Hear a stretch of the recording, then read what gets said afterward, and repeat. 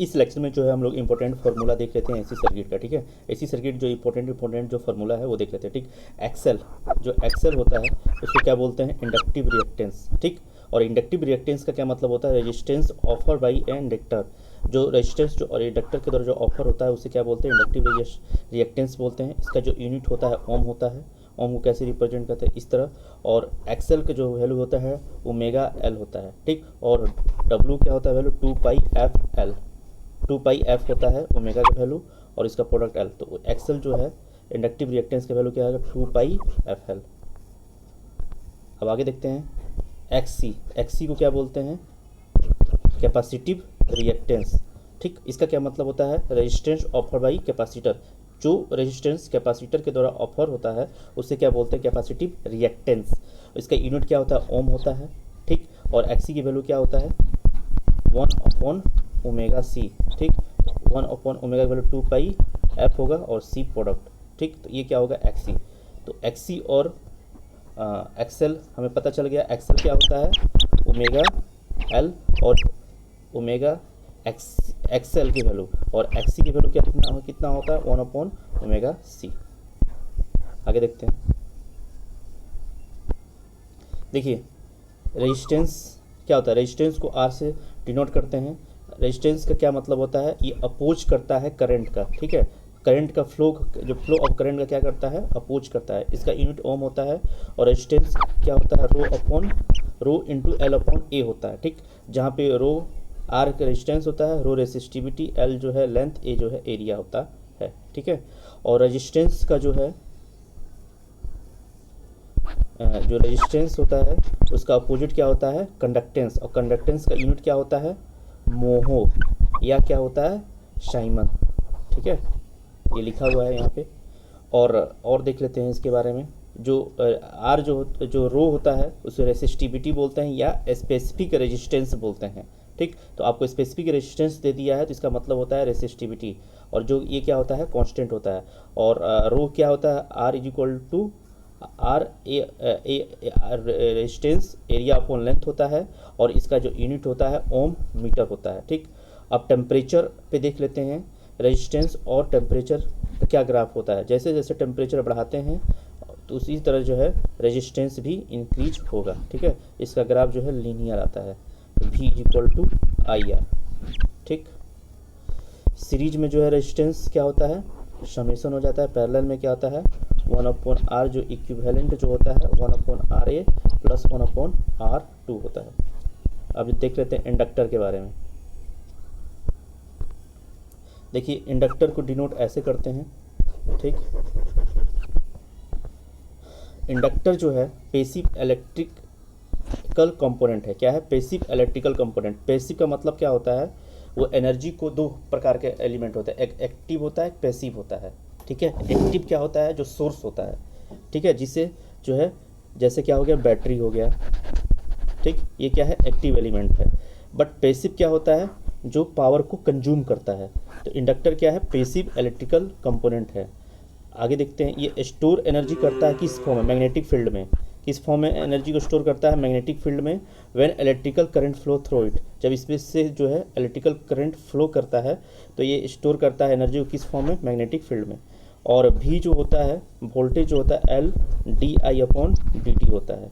ठीक है, और सबसे इम्पोर्टेंट फार्मूला क्या होता है इंडक्टर का, जो है number of turn square mu A upon L होता है। ठीक है, म्यू अपॉन एल होता है, जहाँ पे एल क्या है, इंडक्टेंस ऑफ कॉइल होता है, एंड नंबर ऑफ टर्न्स में जो है परमिटिविटी ऑफ कोर मटेरियल होता है, ए जो एरिया ऑफ कॉइल, एल जो होता है एवरेज लेंथ ऑफ कॉइल होता है। ठीक है, और आगे देखते हैं इंडक्टिव रिएक्टेंस की वैल्यू कितनी होती है, 2 पाई एफ।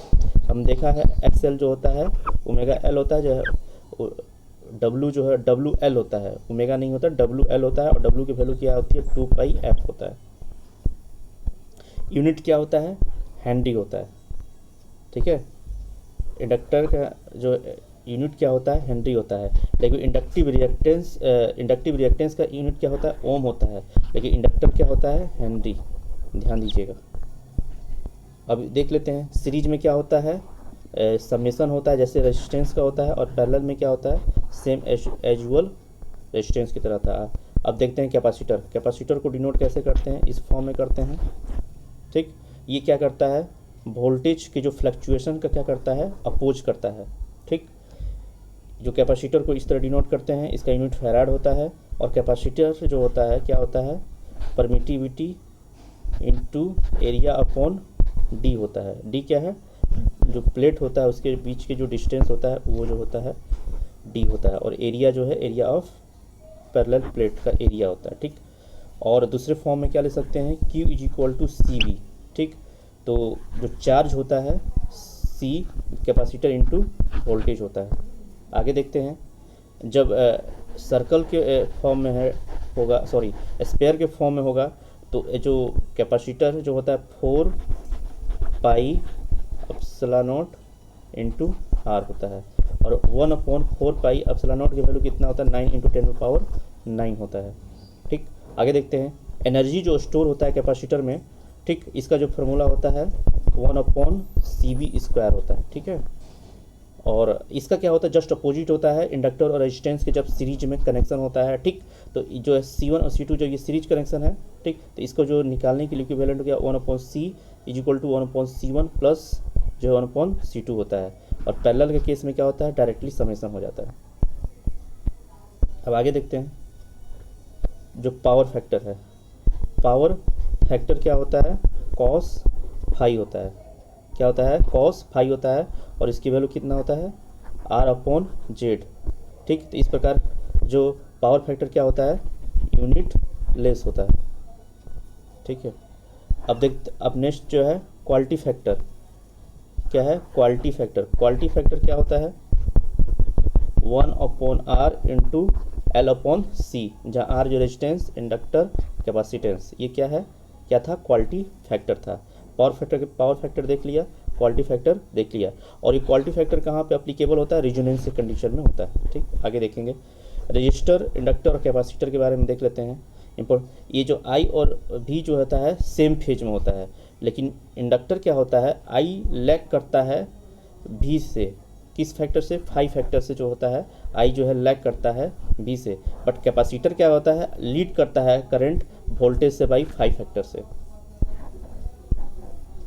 ठीक, तो इसको जो है एक फार्मूला के द्वारा देख लेते हैं, सिविल।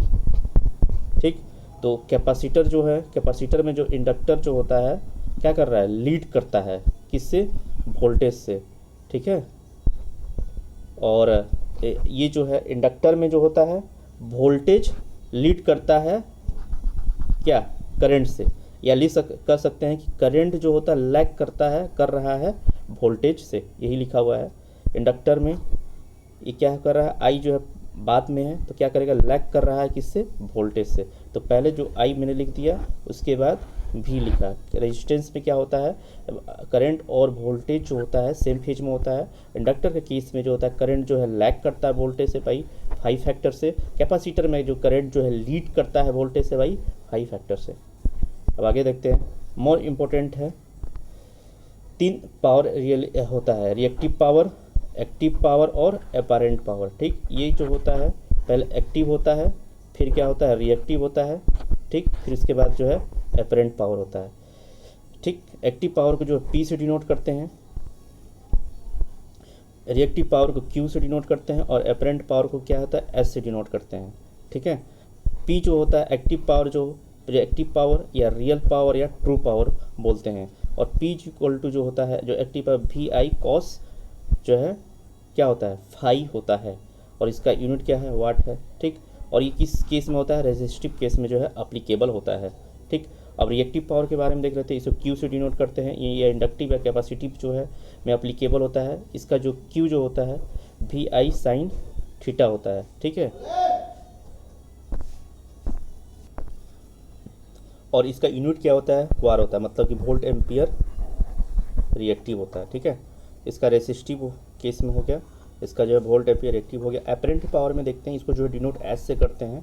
ठीक है, ये किस में है, RL सर्किट, RC या RLC सर्किट में जो है अपैरेंट पावर जो है अप्लीकेबल होता है। नेक्स्ट देखते हैं रेसिस्टिव और कंडक्टिविटी में क्या होता है।